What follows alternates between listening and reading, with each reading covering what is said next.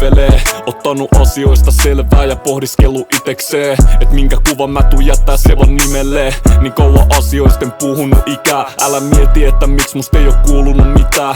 On ottanut itelleni se rauha minkä tarvii, ja sen ansiosta on saanut mun ruukkuni itää. Mä istun taas kerran alas oman riimivihkon kaas. Skrivan teksti miettien lopuks tää kriisi milloinkaan. Mut siihen asti iisisti otan ja riimit kirjoitan, jotta pääsen totuutta pakoon ja otteeni irrottaa. Heitän plehat päälle niin sä et voi nähdä mun silmiin. En tarkoita sitä, et oisin polttanut greeniä, vaan sitä, ettei ajatukset tulisi ilmi. Silmät auki mut kulissit kiinni. Kiitollisuudesta on vahingos juossut pakoon. Nyt osaan myöntää sen, kun vihdoin pystyn näkee valoa. Virheet on jättänyt mun taakseni ja harkinnut mun askelia. Selvinnyt aina vaikois vastaan tullut tragedia. Ne sanoo, että kaikki paranee kyllä kovalla työllä, mut välillä toivon, että joku ottais ohjata työntä. Se on tehtävä, vaikka tiedän, että on noloa myöntää, et on vieläkin kiinni samas vitu oravan pyöräs. On päässyt rokkalavoja samalla tapaa mastaroi. Siinä ohel pystynyt sivuttaa huolet, mut jotenkin mun intohimon tapoi, vaikka toisin aikoinaan sanoin, onko kennu kolikon molemmat puolet.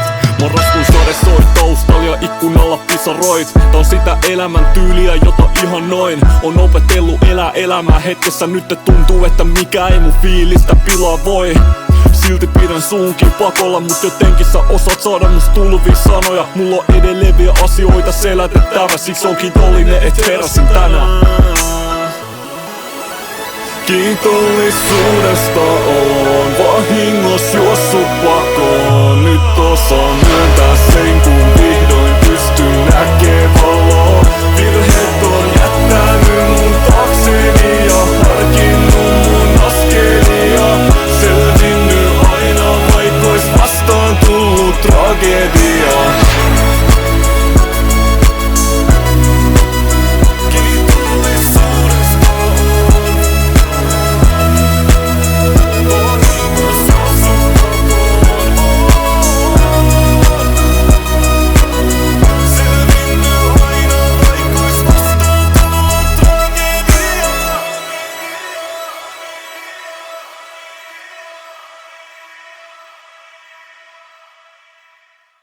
Pakolla, mutta jotenkin sä osaat saada mut tulvia sanoja. Mulla on edelleen